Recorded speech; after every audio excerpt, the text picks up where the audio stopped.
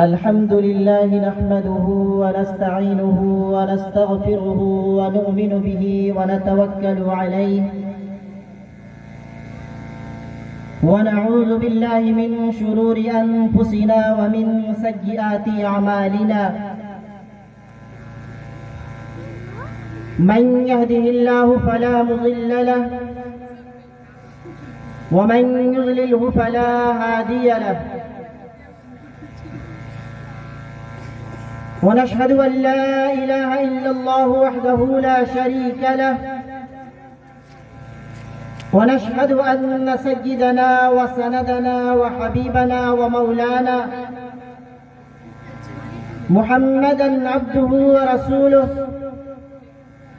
صلى الله تعالى عليه وعلى آله وأصحابه وبارك وسلم تسليما كثيرا كثيرا. أما بعد فأعوذ بالله من الشيطان الرجيم. بسم الله الرحمن الرحيم. إنما يعمر مساجد الله من آمن بالله واليوم الآخر وأقام الصلاة وآتى الزكاة ولم يخش إلا الله. وقال النبي صلى الله عليه وسلم المساجد بيوت الله. صدق الله العظيم وصدق رسوله النبي الكريم ونحن على ذلك لمن الشاهدين والشاكرين والحمد لله رب العالمين. ہر ابتدا سے پہلے ہر انتہا کے بعد، ہر ابتدا سے پہلے ہر انتہا کے بعد ذات نبی بلند ہے ذات خدا کے بعد. دنیا میں جس قدر بھی احترام کے قابل ہیں لوگ، دنیا میں جس قدر بھی احترام کے قابل ہیں لوگ، میں سبھی کو مانتا ہوں مگر مصطفیٰ کے بعد صلی اللہ علیہ وسلم.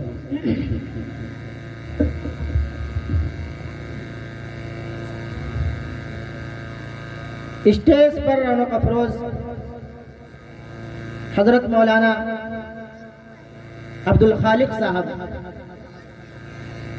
اور شاعر خوش الحان جناب قاری شکیل گوہر صاحب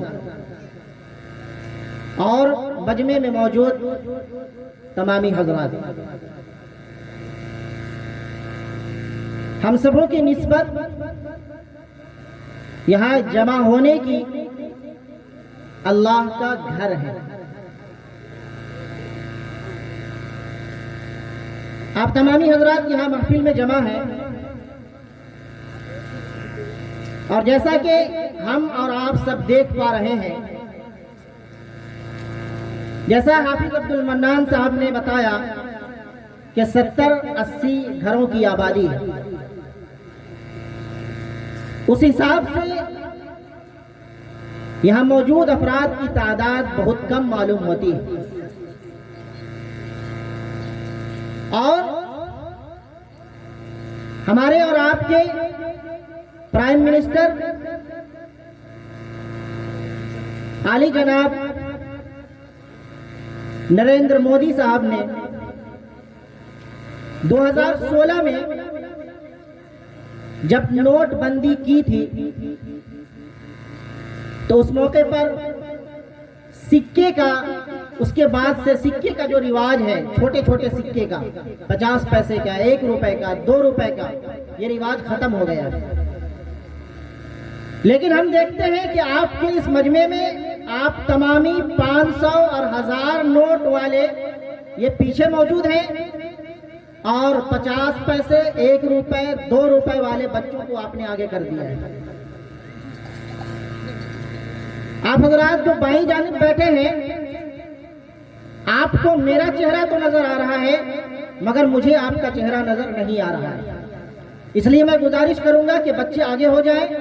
اور ادھر کنارے بیٹھے ہوئے حضرات کرسیوں کے آگے جو بیٹھنے کی جگہ ہے، کل جمعہ ہے، آپ نہا بھی لیں گے، کپڑا صاف بھی کر لیں گے، اگر کپڑا گندا ہو بھی جائے تو بچے آگے آ جائیں، آپ حضرات بچوں کے پیچھے بیٹھ جائیں. اور اس کے بعد 500 اور 1000 کے نوٹ کی بندی کے بعد میں 1000 کا نوٹ کو ختم کر دیا گیا،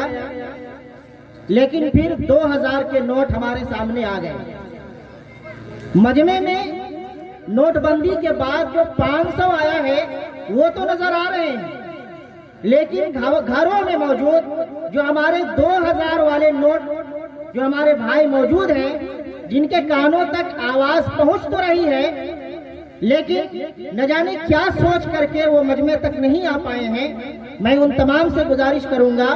کہ اگرچہ 2000 کا نوٹ 4 دن کے بعد آیا تھا، لیکن جب آیا تو اپنا کمال اس نے دکھایا۔ آپ حضرات بھی جو گھروں میں موجود ہیں اب تک نہیں آ پائے ہیں، آپ محفل میں آئیں، مجلس میں آئیں اور آ کر کے اپنا کمال دکھائیں۔ بہرکیف یہ جو نسبت ہے ہماری یہاں بیٹھنے کی، وہ اللہ کے گھر، اللہ کے در کی نسبت ہے۔ ہمیں کسی چیز کا اندازہ جب لگانا ہو، کسی چیز کی عزت کا، اس کے مقام کا، اس کے احترام کا، اس کی بڑائی کا جب اندازہ لگانا ہوتا ہے تو یہ دیکھتے ہیں کہ اس چیز کی نسبت کس کے ساتھ میں ہے، اس کا تعلق کس کے ساتھ میں ہے۔ جس چیز کی نسبت اور اس کا تعلق جیسے بڑے کے ساتھ میں ہوا کرتی ہے، اس چھوٹے منسوب شخصیت کی اور منسوب چیز کی عزت اور اس کا مقام بھی بڑھ جاتا ہے۔ گلی میں بہت سارے بچے کھیل رہے ہیں، راستہ چلتے ہوئے ہم ایک بچے کا نام لے کر کے پکارتے ہیں، پیار کرتے ہیں، اس کے سر پر ہاتھ پھیرتے ہیں۔ وجہ کیا بنتی ہے؟ وجہ یہ بنتی ہے کہ یہ گاؤں کے صدر کا بیٹا ہے، یا ہمارے محلے کی مسجد کے جو امام ہیں ان کے لڑکے ہیں یا ان کی لڑکی ہے، تو بڑے کے ساتھ میں نسبت رکھنے والے، ان سے تعلق جب کسی کے جڑا ہوا ہوتا ہے تو بڑے کی جیسی عزت کی جاتی ہے، ویسے چھوٹے کی بھی عزت کی جاتی ہے جس بڑے کے ساتھ میں اس کا لگاؤ ہوتا ہے۔ ہم جب مسجد کو دیکھتے ہیں اور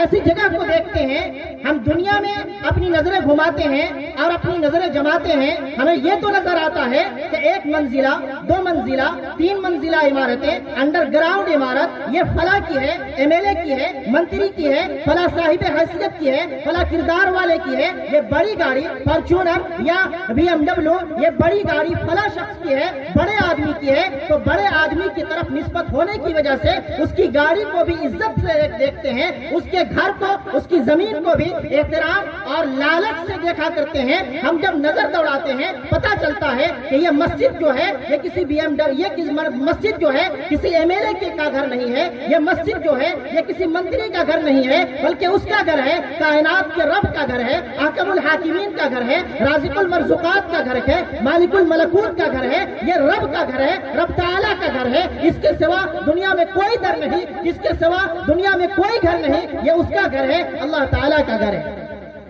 اور جب اندازہ لگاتے ہیں تو اس سے بڑھ کر کے کوئی گھر نظر نہیں آتا، مسجد سے بڑھ کر کوئی در نظر نہیں آتا، اس لیے کہ سب گھروں میں مقام سب سے بلند مسجد کا ہے، سب دروں میں مقام سب سے بلند مسجد کا ہے۔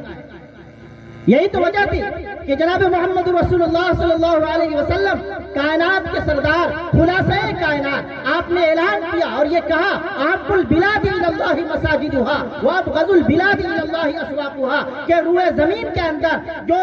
پسندیدہ جگہیں ہیں، پسندیدہ جگہیں ہیں، ان میں سب سے زیادہ پسندیدہ جگہ، سب سے زیادہ اچھی جگہ، اللہ کو جو سب سے پسندیدہ جگہ ہے، سب سے اچھی معلوم ہوتی ہے، وہ اللہ رب العزت کے نام سے بنائی گئی وہ گھر ہے جسے مسجد کہا جاتا ہے۔ وَأَبْغَضُ الْبِلَادِ إِلَى اللَّهِ أَسْوَاقُهَا، اور روئے زمین کے اندر سب سے ناپسندیدہ جگہ جو ہیں وہ بازار ہے۔ اور جیسا کہ روایات سے پتہ چلتا ہے کہ اس پوری کی پوری کائنات کی ابتدا، اس کی شروعات اگر یہ کہا جائے کہ مسجد کی جگہ سے ہوئی ہے تو یہ بات جھوٹ نہیں ہوگی، اس لیے کہ جب اللہ تعالیٰ نے اس کائنات کے بنانے کی شروعات کی ہے، زمین کے بچھانے کی شروعات کی ہے، تو سارے کائنات میں، پوری دنیا میں مٹی کی بجائے پانی ہی پانی موجود تھا۔ پانی کو اللہ رب العزت نے آپس میں ٹکرایا، وہ ٹکرا کر کے بلبلے کی شکل پیدا ہوئے، اور بلبلہ بننے کے بعد میں وہ جھاگ کی شکل اختیار کرتا ہے۔ اللہ رب العزت نے اس جھاگ کو مٹی کی شکل میں تبدیل کیا اور مٹی کو پھیلا کر پوری دنیا کے اندر بچھا دیا۔ یہ سب کچھ اس جگہ جگہ پر ہو رہا تھا جس جگہ خانہ کعبہ ہے. خانہ کعبہ آپ کو معلوم ہوگا کہ پوری کائنات، پورے روئے زمین جو کہ نارنگی کی طرح زمین گول ہے، پورے روئے زمین کے اندر سب سے بیچ کی جو مقام، سب سے بیچ کی جو جگہ ہے، سب سے بیچ کا جو مقام ہے وہ خانہ کعبہ ہے. اور یہ خانہ کعبہ کی جگہ سے اس زمین کے بنانے کی شروعات ہوئی ہے. تو یہ کہا جا سکتا ہے کہ اس کائنات کی ابتدا، اس دنیا کی شروعات، اس کائنات کا آغاز مسجد کے مقام سے ہوئی ہے، مسجد کی جگہ سے ہوئی ہے. اور جب آسمان ٹوٹ پھوٹ کر ریزہ ریزہ ہو جائے گا، جب زمین پھٹ پڑے گی، جب سورج بے نور ہو جائے گا، جب ستارے بکھر پڑیں گے، اور جب سمندروں اور دریاؤں کے اندر آگ بھڑکا دیے جائیں گے، جب دودھ پیتے بچے کو ان کی مائیں بھلا دیں گی اور حمل والی مائیں اپنے بچوں کو گرا دیں گی، جب باپ اپنے بچے کو پہچاننے سے انکار کر دے گا، جب ماں اپنی بیٹی کو پہچاننے سے انکار کر دے گی، جب باپ اپنے بیٹے کو پہچاننے سے انکار کر دے گا، اور جب توبہ کا دروازہ بند ہو جائے گا، جب کائنات کا نظام درہم برہم ہو جائے گا، جب یہ سب کچھ ہوگا، جب یہ سب کچھ ہوگا، تو یہ مساجد اپنی اسی حال پر باقی ہوں گے. مسجدوں کی زمینیں باقی ہوں گے، مسجدوں کے مینار باقی ہوں گے، مسجدوں کے محراب باقی ہوں گے، مسجدوں کی سیڑھیاں باقی ہوں گے، اس کی صفیں باقی ہوں گی. اور یہ تمام کی تمام روئے زمین کے اندر موجود تمام کی تمام مساجدیں اپنی زمینوں کے ساتھ، اپنے میناروں کے ساتھ میں، اپنے محراب کے ساتھ میں، اپنی سیڑھیوں کے ساتھ میں، تمام روئے زمین کے مساجد خانہ کعبہ سمیت اٹھا کر کے جنت کا حصہ بنا دی جائیں گی. جنت میں جو ہمیں محل دیا جائے گا، ان محلات کے اوپر، ان مساجد کو ہمارے گھروں کے اوپر مینار کی شکل میں اور گنبد کی شکل میں سجایا جائے گا. جو مسجد ہم دنیا میں سجائیں گے، جو مسجد ہم دنیا میں بنائیں گے، جنت میں ہمارے گھروں کے مینار اور محراب انہیں مساجد کو بنایا جائے گا. ان مساجد میں زمین کی خریداری ہو، مسجد کی تعمیر ہو، چھت کی ڈھلائی ہو، یا پھر اور دوسرے مراحل ہو، استنجا خانہ کی تعمیر ہو، بیت الخلاء کی تعمیر ہو، یا اور دیگر ضروریات ہوا کرتی ہیں، وہاں ہم نے اگر ایک پیسہ بھی لگایا ہے، لگانے والے بہت لگاتے ہیں، لگانے والے تو اتنے لگا دیے کہ لوگوں کو گننا نصیب نہیں ہوا، لگانے والے تو اتنے لگا دیے کہ رات رات بھر ان کے نوٹوں کو لوگ گنا کرتے تھے. لگانے والے ایسے بھی دنیا میں آئے. ابھی امام صاحب سے آپ نے حضرت عثمان غنی رضی اللہ تعالیٰ عنہ کی سخاوت کے قصے سنے ہیں. لگانے والے تو بہت لگا دیا کرتے ہیں، لیکن اگر آپ نے ایک پیسہ بھی لگایا ہے، اگر مسجد میں آپ نے پتھر کا ایک ٹکڑا لگایا ہے، مسجد میں اگر آپ نے ایک اینٹ لگائی ہے، ایک بوڑا سیمنٹ اگر آپ نے لگایا ہے، جب یہ مسجد جنت میں جائے گی، ہماری سیمنٹ بھی جنت میں جائے گی، یہ مسجد جنت میں جائے گی، ہمارے ہاتھ سے لگی ہوئی اینٹ جنت میں جائے گی، ہمارے ہاتھ سے لگا ہوا وہ پتھر جنت میں جائے گا. ہم پیسہ مسجد میں لگائیں گے، ہمارے ہاتھ سے لگا ہوا وہ پیسہ مسجد میں جائے گا. جب پیسہ مسجد میں جائے گا، پیسہ قبول تو ہم بھی قبول. جب جو مسجد میں جو لگائیں گے وہ قبول ہوگا، دنیا میں خرچ کریں گے وہ فضول ہوگا. مسجد میں ہمارا لگانا، مسجد کے جنت میں جانا، یہ دلیل ہے کہ ہمارا لگایا ہوا پیسہ قبول ہے. مسجد میں ہم لگائے وہ قبول ہوتا ہے. اللہ رب العزت کے در میں لگایا ہوا یہ پیسہ یہ قبول ہوگا. یہ مسجد، دین اسلام نے مسجد کو مسلم معاشرے کا مرکز اور محور قرار دیا ہے. دین اسلام نے مسجد کو مسلم معاشرے کا مرکز قرار دیا ہے، سینٹر قرار دیا ہے. جو کچھ بھی ہونا ہے مسجد سے ہوگا. اچھائیوں کا فیصلہ ہونا ہے مسجد سے ہوگا. برائیوں کا سر توڑنا ہے مسجد سے ہوگا. یہ کیوں؟ اس لیے کہ مساجد بیوت اللہ ہیں، مساجد اللہ کا گھر ہے، مساجد جنت کے باغات ہیں. مساجد سے ملت کی پہچان ہوا کرتی ہے، مساجد سے فتنہ و فساد کا سر قلم کیا جاتا ہے، مساجد سے اتحاد اور اتفاق پروان چڑھا کرتا ہے، مساجد سے امن اور محبت کا درس ملا کرتا ہے. مسجدیں جہاں ہوتی ہیں وہاں امن ہوتا ہے، اطمینان ہوتا ہے، سکون ہوتا ہے. اور جہاں مسجدیں نہیں ہوتی ہیں وہاں جھگڑے ہوتے ہیں، فساد ہوتا ہے، فتنے ہوا کرتے ہیں. آئیے میں آپ حضرات کے سامنے خلاصہ کائنات جناب محمد رسول اللہ صلی اللہ علیہ وسلم کے ذریعے سے کی گئی مسجد کی تعمیر اور اس کے لیے جو مزدور تھے ان کی کیا حالت تھی، کیسے ان لوگوں نے تعمیر کی، یہ ہم سنتے چلیں. جناب محمد رسول اللہ صلی اللہ علیہ وسلم مکہ مکرمہ کے اندر اپنی 13 سالہ زندگی گزار کر جب مدینہ منورہ آتے ہیں تو مدینہ سے کچھ دوری پہلے ایک بستی پڑتی ہے جس بستی کا نام قبا ہے. آپ صلی اللہ علیہ وسلم وہاں چند دن قیام فرماتے ہیں۔ قبا کی بستی میں قیام کے بعد آپ نے مدینہ منورہ کوچ کرنے کا ارادہ کیا۔ آپ صلی اللہ علیہ وسلم جمعرات کے دن وہاں سے کوچ کرتے ہیں۔ دن گزرا، رات کو آپ نے پھر قیام کیا ایک جگہ میں۔ جمعے کی صبح تھی، آپ قبا بستی کے آخری مقام پر پہنچتے ہیں اور آپ نے جمعے کے دن وہاں مسجد کی تعمیر کی ہے اور جمعے کی نماز وہاں ادا کروائی۔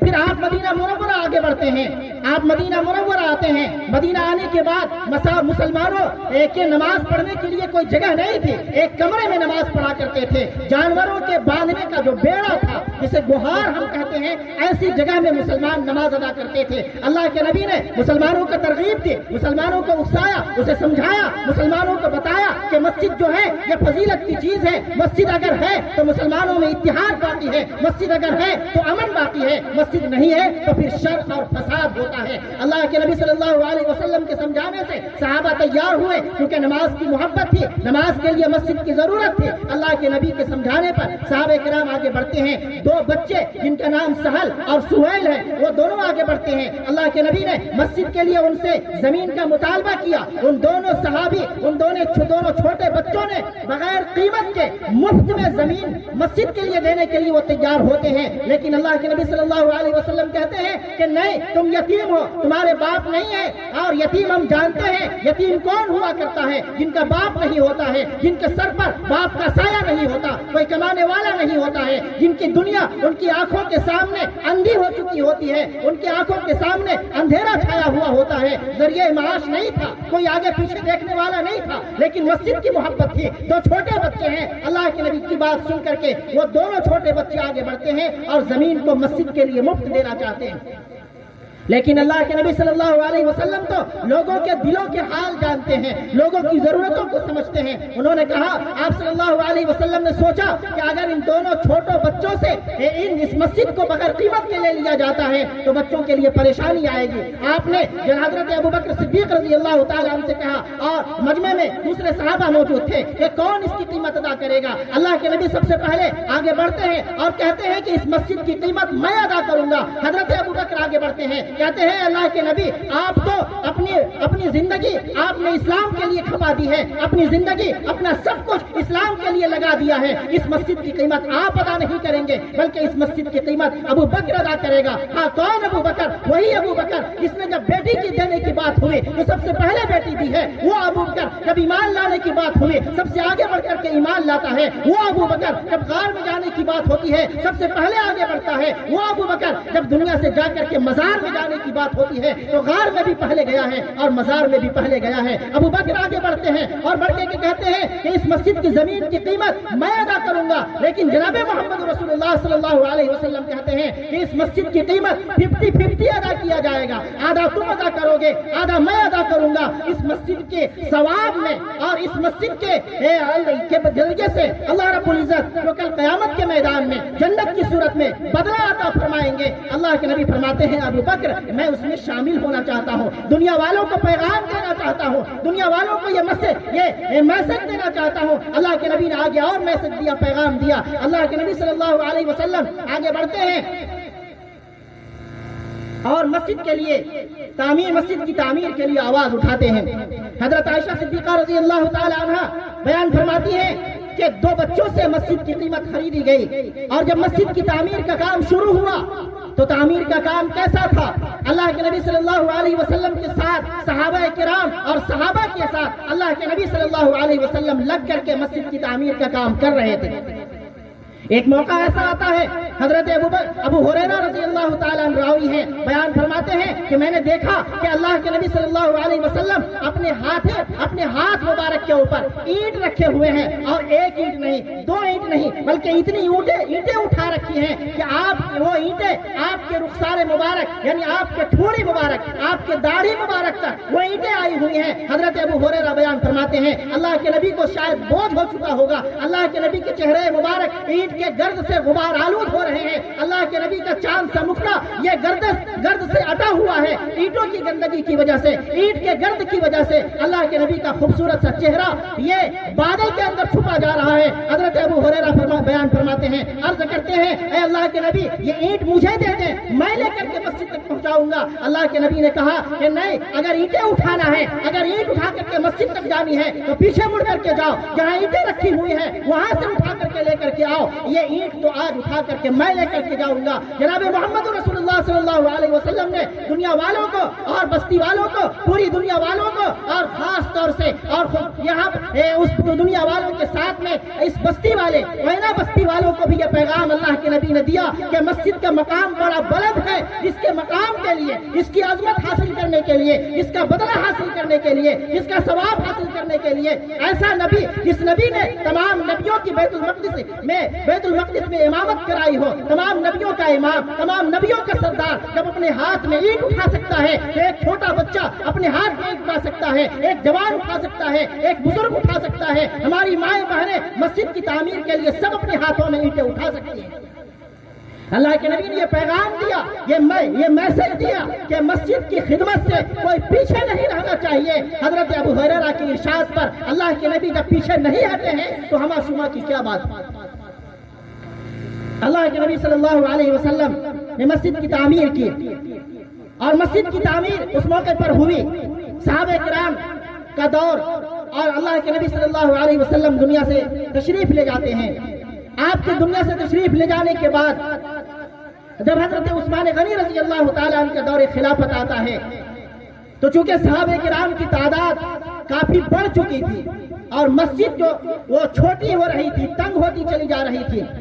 حضرت عثمان غنی رضی اللہ تعالیٰ عنہ نے مسجد کے سامنے جو زمین تھی اسے خریدنا چاہا، لیکن مسجد کے سامنے جو زمینیں جن صحابہ کرام کی تھی مسجد کے پڑوس ہونے کی وجہ سے، مسجد کے سامنے ہونے کی وجہ سے اپنی زمین بیچنا نہیں چاہتے تھے، لیکن حضرت عثمان غنی رضی اللہ تعالیٰ عنہ نے ایک دن تمام صحابہ کو جمع کیا اور مؤثر انداز میں خطبہ دیا اور خطبہ دے کر کے ان لوگوں کے درمیان میں ایسی تقریر کی کہ ان کے دلوں میں بات اثر کر گئی۔ جو صحابہ قیمت کے ساتھ زمین مسجد کے لیے نہیں دینا چاہتے تھے ان تمام نے مساجد کے سامنے والی زمینوں کو مسجد کے لیے وقف کیا ہے، بغیر پیسے کے مسجد کے لیے انہوں نے زمین کو وقف کیا۔ لیکن حضرت عثمان غنی رضی اللہ تعالیٰ کیونکہ اللہ کے نبی صلی اللہ علیہ وسلم کے اسوہ کو جان چکے تھے، حضرت عثمان غنی رضی اللہ تعالیٰ نے ان تمام مساجد کی قیمت ان تمام صحابہ کو ادا کی اور پھر مسجد کے توسیع کا کام شروع کیا، مسجد کو آگے بڑھایا، مسجد آگے بڑھائی گئی، اور جب مسجد آگے بڑھائی گئی ہے حضرت عثمان غنی رضی اللہ تعالیٰ عنہ نے مسجد کی تعمیر کے لیے 1 روپیہ بھی صحابہ سے چندہ نہیں لیا، اپنے پاکٹ سے، اپنے جیب خاص سے لگا کر کے اور مسجد کی تعمیر کی ہے۔ حضرت عثمان غنی رضی اللہ تعالیٰ عنہ کا دور خلافت 12 سالہ دور خلافت ہے، 12 سال آپ نے خلافت سنبھالی ہے۔ اس 12 سال کے دور میں بیت المال سے اور حکومت کے خزانے سے آپ نے ایک پیسہ بھی اپنے لیے نہیں لیا ہے۔ بیت المال سے وظیفہ حضرت ابو بکر کو ملا کرتا تھا، حضرت عمر فاروق کو ملا کرتا تھا، لیکن بیت المال سے وظیفہ حضرت عثمان نے نہیں لیا۔ حضرت عمر فاروق رضی اللہ تعالیٰ عنہ کو سالانہ جو وظیفہ ملتا تھا وہ 5000 درہم ملا کرتے تھے۔ حضرت عثمان غنی رضی اللہ تعالیٰ عنہ کو 12 سالہ دور خلافت ملی ہے، 12 سال میں آپ نے 12 سال 6000 سے 6000 سے حساب لگا کر 5000 سے حساب لگا کر کے دیکھیں تو 60,000 روپے بنتے ہیں۔ 60,000 درہم آپ نے مسلمانوں کے لیے چھوڑ دیا ہے، 1 روپیہ بھی اپنے جیب میں نہیں رکھا۔ حضرت عثمان غنی رضی اللہ تعالیٰ ملک شام مدینہ منورہ میں ایک مرتبہ قحط سالی کا زمانہ ہے، قحط سالی پھیلی ہوئی ہے، مسلمانوں کے پاس میں کھانے کے لیے نہ اناج ہے نہ پینے کے لیے پانی موجود ہے، کھانے کے لیے کچھ بھی ان کے پاس میں نہیں ہے۔ حضرت عثمان غنی رضی اللہ تعالیٰ عنہ کا قافلہ ملک شام سے مدینہ منورہ آتا ہے، جب آنے کی خبر مدینہ کے تاجروں نے سنی ہے تو تمام کے تمام تاجر صبح ہی سے جا کر حضرت عثمان غنی رضی اللہ تعالیٰ عنہ کے دروازے کے اوپر جا کر کے ڈیرا ڈال دیتے ہیں کہ جب عثمان کا قافلہ آئے گا سامان لے کر تو ہم اسے خریدیں گے۔ جب سامان ملک شام سے آیا 1000 اونٹوں کے اوپر کھانے پینے کے سامان، اناج وغیرہ سب لدے ہوئے تھے، 1000 اونٹوں کا قافلہ ملک شام سے واپس آتا ہے۔ حضرت عثمان غنی رضی اللہ تعالیٰ عنہ سے مدینہ کے جو تاجر انہوں نے کہا کیونکہ قحط سالی کا زمانہ تھا اسے بیچ کر کے پیسہ بنائیں گے اور اسے بیچ کر کے نفع حاصل کریں گے۔ حضرت عثمان سے انہوں نے کہا کہ آپ اسے ہمارے ہاتھ بیچ دیں۔ حضرت عثمان نے ان سے پوچھا کہ تم کتنا نفع دو گے؟ انہوں نے کہا کہ ہم 10 کا 12 دیں گے۔ حضرت عثمان نے کہا کہ کوئی ہے جو مجھے اس سے بھی زیادہ دیتا ہے؟ ان تاجروں نے کہا کہ ہم 10 کا 14 دیں گے۔ حضرت عثمان نے کہا کہ کوئی ہے جو ہمیں اس سے بھی زیادہ دیتا ہے؟ ان تاجروں نے کہا کہ اے عثمان، مدینے کے سارے تاجر تو آپ کے دروازے پر کھڑے ہیں، کون ہے جو 12 سے بڑھا کر کے 14، اور کون یہاں تاجر موجود ہے جو 14 سے بھی زیادہ آپ کو دیتا ہے؟ ہم 15 دینے کے لیے تیار ہیں، 15 سے آگے ہم نہیں دے سکیں گے۔ حضرت عثمان نے کہا کہ ہاں، ایک ہستی ایسی موجود ہے جو 1 2 نہیں، 3 4 نہیں، 12 14 اور 15 نہیں، بلکہ 1 کا 10 ادا کرتا ہے۔ تم 10 میں 12 دے رہے ہو، وہ 10 میں 100 ادا کرے گا۔ وہ کون ہے؟ وہ کائنات کا رب ہے، وہ رب العالمین ہے، وہ احکم الحاکمین ہے۔ یہ کہہ کر کے حضرت عثمان غنی رضی اللہ تعالی عنہ نے 1000 اونٹ سارے سامان کے ساتھ میں مدینہ کے ان مفلسوں کے لیے جن کے پاس میں کھانے کے سامان موجود نہیں تھے، وہ سارا کا سارا صدقہ کر دیا اور کہہ دیا جس کو جتنی ضرورت ہے اپنی ضرورت کے مطابق آ کر کے لے لے اور لے کر کے چلا جائے۔ حضرت عبداللہ ابن عباس رضی اللہ عنہما کی روایت ہے، وہ فرماتے ہیں کہ میں نے رات میں خواب دیکھا۔ خواب کیا دیکھا؟ جناب محمد رسول اللہ صلی اللہ علیہ وسلم نہایت عمدہ پوشاک زیب تن کیے ہوئے ہیں، بہت اچھا کپڑا آپ نے پہن رکھا ہے، کپڑے سے نور کی شعائیں جھلک رہی ہیں۔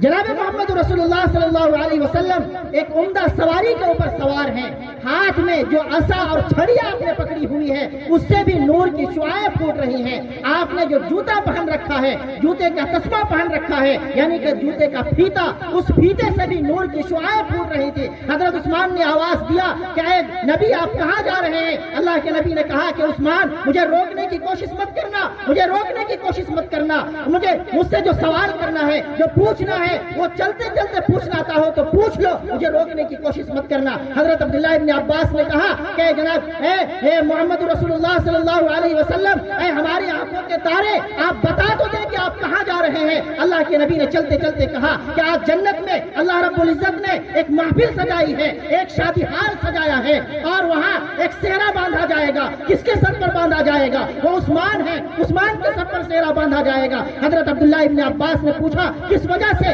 وجہ یہ بنتی ہے کہ آج صبح میں حضرت عثمان نے قافلے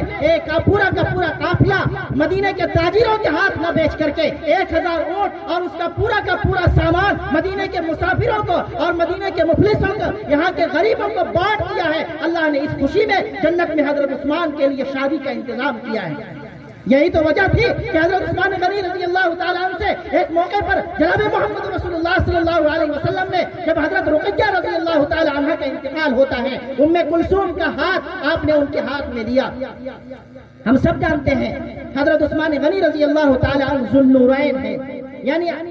صرف حضرت عثمان غنی رضی اللہ تعالیٰ عنہ کائنات کے اندر ایسے صحابی ہیں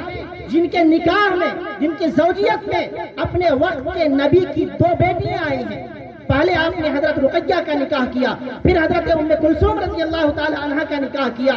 جب حضرت رقیہ کا انتقال ہوتا ہے، حضرت ام کلثوم کا نکاح آپ نے حضرت عثمان غنی رضی اللہ تعالی عنہ سے کیا۔ اس موقع پر کہا تھا کہ عثمان، اگر میری ہزاروں بیٹیاں ہوتی اور ایک کے بعد میں ایک ایک کر کے انتقال کرتی جاتی تو میں ہر ایک کا ہاتھ تیرے ہاتھ میں دینے کے لیے تیار ہوتا۔ کون عثمان؟ یہی تو عثمان ہے جنہوں نے غزوہ تبوک کے موقع پر جہاں 40,000 کا مجمع، 40,000 کے فوجی اللہ کے نبی صلی اللہ علیہ وسلم نے قیصر سے جہاد کرنے کے لیے، روم کے بادشاہ سے جہاد کرنے کے لیے 40,000 صحابہ کا مجمع تیار کیا تھا، پوری ٹیم اور پوری فوج تیار کی تھے۔ اس 40,000 میں سے 1/3 یعنی کم و بیش 13,000 مجاہدین کا سارا خرچہ اپنے ہاتھ لیا۔ ان کے جوتے اپنے پیسے سے تیار کیے، ان کے خود لوہے کی ٹوپیاں اپنے پیسے سے تیار کی ہیں، ان کا لباس اپنے پیسے سے تیار کیا، ان کے لیے زرہیں اپنے پیسے سے تیار کی، ان کے لیے تلوار، ان کے لیے تیر، ان کے لیے کمان، ان کے لیے ڈھال، سب کچھ حضرت عثمان نے اپنے پیسے سے تیار کیا ہے، اور اس کے ساتھ ساتھ 1000 اونٹ اللہ کے نبی کے قدموں میں لا کر کے ڈال دیتے ہیں، 70 گھوڑے اللہ کے نبی کے قدموں میں لا کر کے ڈال دیتے ہیں، اور 1000 دینار سونے کا سکہ، چاندی کا نہیں، سونے کا سکہ 1000 دینار جناب محمد رسول اللہ صلی اللہ علیہ وسلم کے قدموں میں لا کر کے ڈال دیتے ہیں۔ اللہ کے نبی حضرت عثمان غنی رضی اللہ تعالیٰ عنہ کے ہاتھوں سے دیے ہوئے اس دینار کو اپنے ہاتھوں سے اچھالتے ہیں اور کہتے ہیں ما ذر عثمان بعد هذا اليوم، کہ ما عمل بعد هذا اليوم، کہ عثمان کو آج کے بعد ان کا کوئی عمل نقصان نہیں پہنچائے گا۔ حضرت عثمان غنی رضی اللہ تعالیٰ عنہ نے اپنی سخاوت کی وجہ سے، اپنی فیاضی کی وجہ سے، اپنی ایثار کی وجہ سے اللہ کے نبی کی زبان سے جنت، دنیا کے اندر جنتی ہونے کی بشارت سنی ہے۔ اور وجہ کیا ہو سکتی ہے اور کیوں نہ سنتے آپ؟ اس لیے آپ نے سنی ہے، آپ نے کیوں نہیں، آپ حضرت عثمان غنی رضی اللہ تعالیٰ عنہ کو جنت کی بشارت دنیا میں کیوں نہیں ملتی؟ اس لیے بھی ملی ہے۔ حضرت عثمان غنی رضی اللہ تعالیٰ عنہ جب مدینہ منورہ آئے تھے، یہاں آ کر کے دیکھا کہ مدینہ کے جو مسلمان ہیں ان کے لیے پینے کا پانی موجود نہیں ہے، پینے کا پانی ان کے پاس موجود نہیں ہے۔ مدینہ میں، پورے مدینے میں صرف ایک کنواں موجود تھا جس کا نام بیر روما تھا، یہودی کا کنواں تھا، اس کا پانی میٹھا تھا، تمام کے تمام کنویں کے پانی وہ کھارے تھے، میٹھا پانی پینے کے لائق اس کنویں کا پانی تھا۔ مسلمان جب جاتے یہودی کے کنویں پر پانی لینے کے لیے تو یہودی مفت میں پانی نہیں دیا کرتا بلکہ پیسہ لیا کرتا۔ حضرت عثمان غنی رضی اللہ تعالیٰ عنہ کے پاس آ کر لوگوں نے شکایت کی کہ مدینہ کے مسلمانوں کے لیے، مدینہ میں موجود اللہ کے نبی کے پیارے اور دلارے صحابہ کے لیے پینے کا پانی موجود نہیں ہے۔ حضرت عثمان غنی رضی اللہ تعالیٰ عنہ جاتے ہیں، یہودی سے بات کرتے ہیں، لیکن یہودی پورا کنواں بیچنے کے لیے تیار نہیں ہوتا ہے۔ بات اس کے اوپر ڈن ہوتی ہے، اس کے اوپر بات پکی ہوتی ہے کہ آدھا کنواں میں بیچوں گا اور آدھا نہیں بیچوں گا۔ اس کی ترتیب یہ ہوگی کہ ایک دن مسلمان پانی بھریں گے اور ایک دن میں پانی بھروں گا، ایک دن میری باری ہوگی، ایک دن مسلمانوں کی باری ہوگی۔ حضرت عثمان غنی رضی اللہ تعالیٰ عنہ نے 12,000 دینار میں اس آدھے کنویں کو خریدا۔ لیکن جب مسلمانوں کی باری آتی، صحابہ کرام کی باری آتی، تو ایک ہی دن میں وہ 2 دن کا پانی نکال لیا کرتے۔ جب 2 دن کا پانی نکال لیتے تو دوسرے دن یہودی کا کاروبار نہیں چلتا تھا۔ تو یہودی کو یہ لگا کہ مسلمان تو بڑے چالاک ہیں، ایک دن میں 2 دن کا پانی نکال لیا کرتے ہیں، کنواں اپنے پاس آدھا رکھنے سے کوئی فائدہ نہیں ہوگا۔ حضرت عثمان کے پاس یہودی دوڑا ہوا آتا ہے اور کہتا ہے کہ عثمان، آدھا کنواں جو بچا ہے آپ اسے بھی خرید لیں۔ حضرت عثمان سے بات ہوتی ہے، 8,000 دینار میں اس کنویں کو خریدا، پہلے 12,000 میں، پھر 8,000 میں، مکمل 20,000 میں اس کنویں کو خریدتے ہیں اور خرید کر کے مسلمانوں سے، صحابہ کرام سے کہتے ہیں کہ صحابہ، آج کے بعد اللہ کے نبی کے اور جناب محمد رسول اللہ صلی اللہ علیہ وسلم کے دلاروں کو پانی کے لیے ادھر ادھر بھٹکنے کی ضرورت نہیں ہے، عثمان نے خرید کر کے تمہارے لیے وقف کر دیا ہے۔ کون عثمان؟ عثمان کو جنت کی بشارت کیوں نہیں ملتی؟ عثمان کو جنت کی بشارت کیوں نہ ملے؟ اس لیے ملتی تھی کہ ہر جمعے کو ایک غلام آزاد کیا کرتے تھے۔ ایک غلام آزاد کرنا، اس موقع پر ہمارے یہاں یہ سمجھ لیں کہ آج ایک ٹرک 12 چکا، اس کی جتنی قیمت ہو سکتی ہے غلام کی قیمت اتنی ہوا کرتی تھی۔ حضرت عثمان ہر ہفتے جمعے کے دن ایک غلام آزاد کیا کرتے تھے، اور جو بھی ضرورت مند ہوا کرتا، محتاج ہوا کرتا، آپ اس کے گھروں میں جاتے اور خبرگیری کیا کرتے۔ مدینے کے جو مسلمان صحابہ تھے ان کے گھروں میں فقر و فاقہ ہوا کرتا تھا، ان کے گھروں میں چولہا نہیں جلا کرتا تھا۔ حضرت عثمان یہ دیکھ کر کے اندر سے پسیج جایا کرتے تھے، ارے کون عثمان؟ وہی تو عثمان کہ حضرت عائشہ صدیقہ رضی اللہ تعالی عنہا نے ایک موقع پر یہ کہہ دیا تھا کہ ملک شام سے تجارتی قافلہ حضرت عثمان کا واپس آیا، کتنا آیا؟ اتنا آیا تھا کہ سارا کا سارا مدینے کی گلیاں حضرت عثمان کے سامان تجارت سے بھر چکی تھی۔ حضرت عائشہ نے یہ کہہ دیا تھا کہ ایسا لگتا ہے کہ عثمان کے دل میں دنیا کی محبت آ چکی ہے۔ حضرت عثمان کے کانوں میں اس جملے کا پڑ رہا تھا کہ حضرت عثمان نے سارا کا سارا مال اللہ کے نبی صلی اللہ علیہ وسلم کے قدموں میں ڈال دیا، وہ سارا کا سارا مال صدقہ کر دیا۔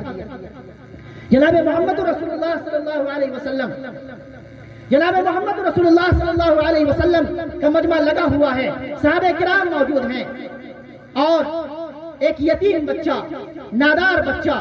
مفلس بچہ اللہ کے نبی صلی اللہ علیہ وسلم کے پاس دوڑا ہوا آتا ہے اور آ کر کے کہتا ہے کہ اللہ کے نبی مدینے میں میرا ایک باغ ہے، میں اپنے باغ کی چوہدی لگانا چاہتا ہوں، باؤنڈری مارنا چاہتا ہوں، لیکن ہمارے باغ کے ایک جانب کنارے میں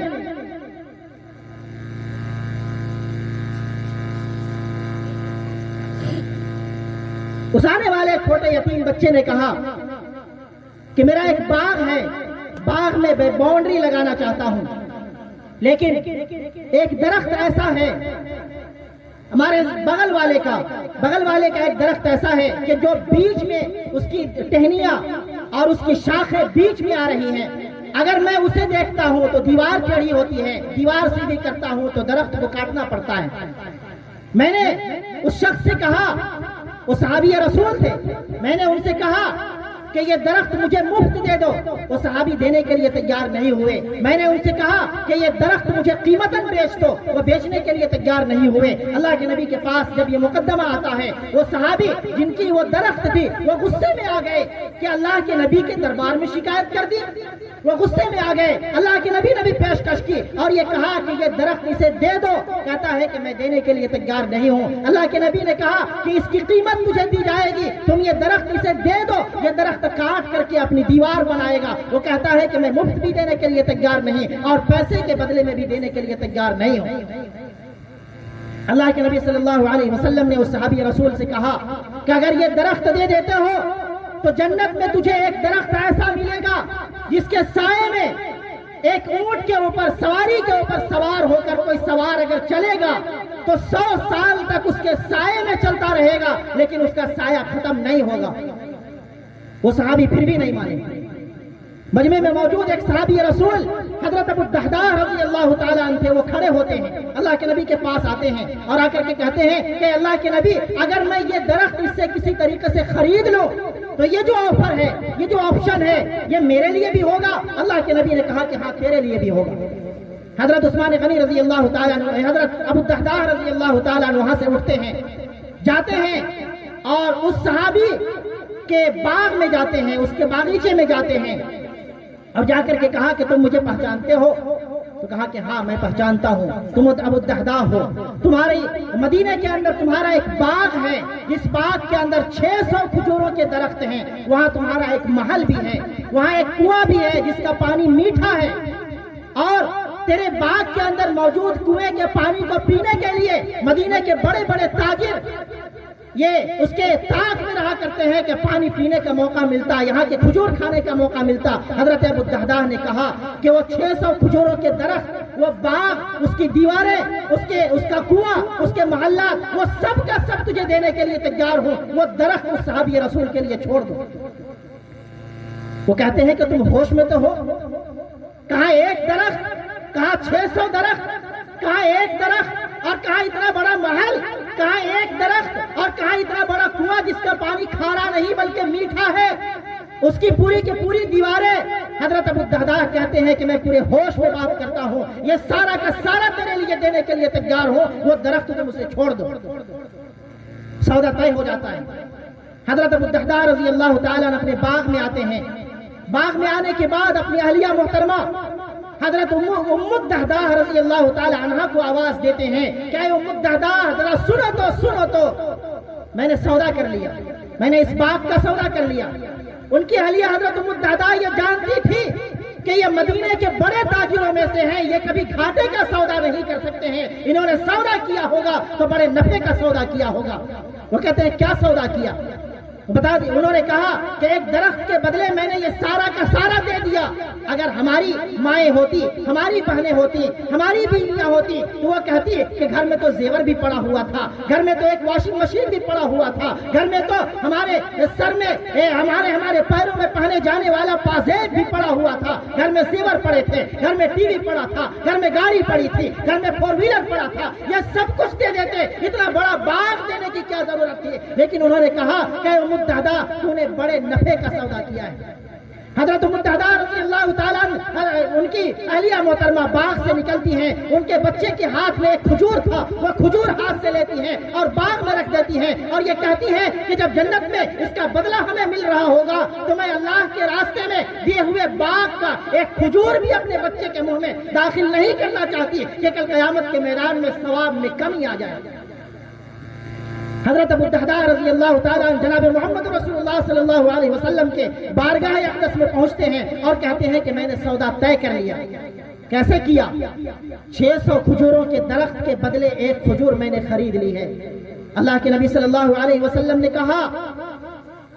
کم من عزق رواح لأبی الدرداء فی الجنہ، کم من عزق رواح لأبی الدرداء فی الجنہ، کم من عزق رواح لأبی الدرداء فی الجنہ۔ راوی کا بیان ہے اللہ کے نبی اتنے خوش ہوتے ہیں کہ اس جملے کو بار بار دہراتے ہیں اور کہتے ہیں کہ ابو الدرداء میں یہ دیکھ رہا ہوں تو نے ایک درخت کی میں نے بات کی تھی، ایک درخت کے بدلے ایک درخت جنت میں ملے گا، تو نے تو 600 درخت دیے ہیں، اللہ نے تیرے لیے جنت میں 600 درخت عطا کی ہے اور اس میں سے ایک درخت کا سایہ اتنا ہے کہ ایک سواری جب چلے تو 100 سال میں اس کے سائے کو بھی پار نہ کر سکے۔ جب حضرت ابو الدرداء رضی اللہ تعالیٰ عنہ کو جناب محمد رسول اللہ صلی اللہ علیہ وسلم کے زبان مبارک سے یہ سننا تھا، یہ سن کر کے اگر ہم ہوتے، آپ ہوتے، جنت کی خوشخبری ہمیں مل جاتی، ہم یہ سمجھتے کہ جنت کی ٹکٹ ہمارے پاس میں ہے، اب ہم چاہے نمازیں چھوڑ دیں، ہم چاہے زکوٰۃ ادا نہ کریں، ہم چاہے مساجد کو ویران کر دیں، ہم چاہے مدارس کا رخ نہ کریں، اگر جنت کی ٹکٹ ہمیں مل جاتی ہم اللہ کو بھی ناراض کرتے، نبی پاک صلی اللہ علیہ وسلم کی سنتوں سے اپنا رخ بھی موڑ لیتے، اپنے چہروں پر داڑیاں بھی نہ سجاتے، سنت کے مطابق ہماری زندگی نہیں گزرتی اگر جنت کی ٹکٹ مل جاتی۔ لیکن ابو الدرداء اپنے قدم کو پیچھے نہیں بڑھاتے ہیں، وہ آگے بڑھتے چلے جاتے ہیں اور اتنا آگے بڑھتے ہیں کہ غزوہ بدر کا موقع آیا، غزوہ احد کا موقع آیا۔ جب غزوہ احد کا موقع آتا ہے صحابہ پریشان حال ہے، اللہ کے نبی صلی اللہ علیہ وسلم کو کافروں نے اپنے گھیرے میں لے لیا ہے، اللہ کے نبی کی طرف تیروں کی بارش ہوتی ہے، تلواروں کی بارش ہوتی ہے، حضرت ابو الدرداء آگے بڑھتے ہیں، اپنا سینہ تان کر کے کھڑے ہوتے ہیں، اللہ کے نبی کے جسم مبارک کی طرف جانے والے تمام تیروں کو اپنے سینے پر لیتے ہیں اور سینوں کی ان تیروں کی تاب نہ لا کر کے آپ کی روح پرواز کر جاتی ہے، آپ اسی جنگ کے میدان میں شہید ہو جاتے ہیں۔ اور جب جنگ ختم ہوتا ہے، جنگ کے ختم ہونے کے بعد اللہ کے نبی صلی اللہ علیہ وسلم جب لاشوں کا معائنہ کر رہے تھے، لاشوں کا معائنہ کر رہے تھے، اللہ کے نبی نے کہا کہ مجھے وہ صحابی دکھاؤ، مجھے اس کا چہرہ نظر نہیں آتا جس نے 600 کھجوروں کے درخت اللہ کے نام کی تھی، مجھے اس صحابی کا چہرہ دکھاؤ۔ اللہ کے نبی صلی اللہ علیہ وسلم کو حضرت ابو الدرداء کی نعش کے پاس لے جایا جاتا ہے اور اللہ کے نبی کہتے ہیں کہ ابو الدرداء تیری کیا قسمت ہے، میں جنت میں دیکھ رہا ہوں کہ اللہ نے تیرے لیے 600 کھجوروں کے درخت لگا رکھے ہیں، اے اللہ ابو الدرداء تیری کیا قسمت ہے، میں دیکھ رہا ہوں کہ اللہ نے تیرے لیے جنت میں 600 کھجوروں کے درخت لگا رکھے ہیں۔ اللہ کے نبی اس جملے کو بار بار دہراتے ہیں۔ اللہ کے راستے میں دینے کا یہ ثواب ہے، اللہ کے راستے میں خرچ کرنے کا یہ بدلہ ہے۔ جناب محمد رسول اللہ صلی اللہ علیہ وسلم نے ارشاد فرمایا من بنا للہ مسجدا یبتغی بہ وجہ اللہ بنى اللہ لہ بیتا فی الجنہ، کہ جو شخص مسجد کی تعمیر کرتا ہے یا مسجد کی تعمیر میں ذرا سا بھی حصہ لیتا ہے، اور تعمیر میں حصہ لینے سے مقصد اپنی ناموری نہیں ہے، اپنی شہرت نہیں ہے، یہ دکھانا نہیں ہے کہ فلاں نے 5000 دے دیا، فلاں نے 50,000 دے دیا، یہ دکھانا مقصد نہیں ہے بلکہ اللہ کی رضا مقصد ہے۔ یہ مقصد ہے کہ رب کا گھر تعمیر کیا جائے، یہ مقصد ہے کہ اللہ کا در سج جائے، نمازی آنے والوں کو جگہ مل جائے، نماز پڑھنے والوں کو جگہ مل جائے، وضو بنانے والوں کو وضو بنانے میں پریشانی نہ ہو، اپنی قضائے حاجت پوری کرنے والوں کو اس میں پریشانی نہ ہو۔ یہ اس کا مقصد ہے کہ اللہ کا کلمہ اس مسجد سے بلند کیا جائے، یہ مقصد اگر ہے تو اللہ رب العزت، اللہ کے نبی صلی اللہ علیہ وسلم فرماتے ہیں کہ جنت میں اس کے لیے محل بنایا جائے گا۔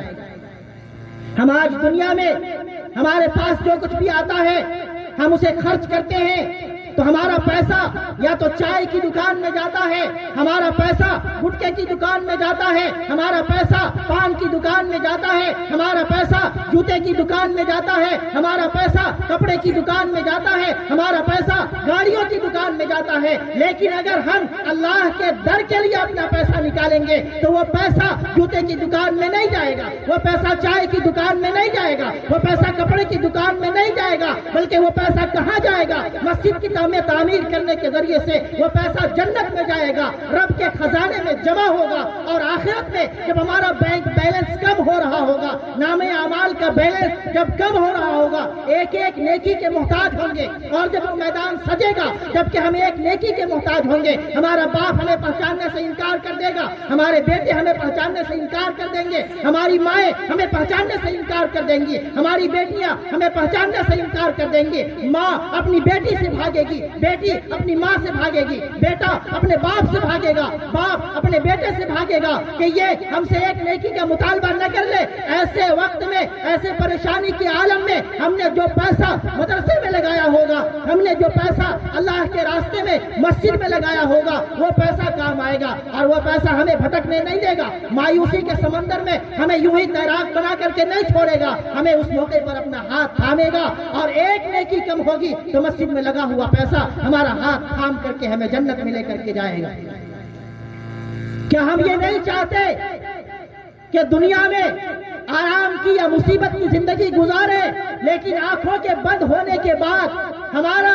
جو داخلہ ہو جنت میں داخلہ ہو؟ کیا ہم یہ نہیں چاہتے؟ ہم سب یقیناً چاہتے ہیں، چاہتے ہیں نہیں چاہتے؟ سب چاہتے ہیں جنت میں داخلہ ہو ہمارا، سب چاہتے ہیں جنت میں اللہ کے نبی کا دیدار ہمیں نصیب ہو، ہم سب چاہتے ہیں کہ اللہ کا دیدار جنت میں ہمیں نصیب ہو۔ تو اس کے لیے ہمیں اپنی چہروں پر داڑھیوں کو سجانا ہوگا، اس کے لیے اپنی زندگی سنت کے مطابق بنانا ہوگا، اس کے لیے مساجد کو آباد کرنا ہوگا، اور مساجد کی آبادی کی ایک چھوٹی سی صورت جس مقصد کے لیے ہم یہاں پر بیٹھے ہوئے ہیں، مسجد کی تعمیر ہے۔ مسجد کی بنیادیں آپ نے اٹھا دی ہیں، مسجد کو بلا شبہ آپ نے بڑا خوبصورت بنا دیا ہے، چھت کی ڈھلائی ہے اور بڑا خوبصورتی کے ساتھ میں آپ نے مزین کیا ہے۔ جب اتنی بڑی مسجد آپ نے بنا لی ہے تو یہ چھوٹا سا حصہ جو وضو خانہ یا بیت الخلا کا حصہ ہے، بہت چھوٹا سا حصہ ہے۔ مسجد تو بنا دی ہم نے مسجد بنا دی ہے، اتنا بڑا مقام ہم نے حاصل کر لیا، تو اس کے ساتھ ہم یہ مقام بھی حاصل کریں گے۔ کیا ابو الدرداء رضی اللہ تعالیٰ جب جنت کی بشارت مل چکی تھی تو غزوہ احد میں جانے کی کیا ضرورت تھی؟ ہمیں مسجد کی تعمیر کے ذریعے سے جنت کی بشارت یقیناً اللہ کے نبی کی زبان مبارک سے مل چکی ہے، مسجد کی تعمیر کے ذریعے سے۔ لیکن مسجد کی تعمیر کے بعد اپنے فضیلت کو آگے بڑھانے کے لیے، اپنے مقام کو آگے بڑھانے کے لیے، رب تعالیٰ کا دیدار کرنے کے لیے ہم مسجد کے بغل میں جو زمین ہے اور جہاں تعمیر کا سلسلہ جاری ہے اس میں ہم سب حصہ لیں گے۔ حصہ لیں گے نہیں لیں گے؟ انشاءاللہ سب حصہ لیں گے، سب حصہ لیں گے۔ بڑھ چڑھ کر کے آپ بتائیں، اپنا نام پیش کریں۔ الفضل للمتقدم، جو سب سے پہلے اپنا نام پیش کرتا ہے اللہ کے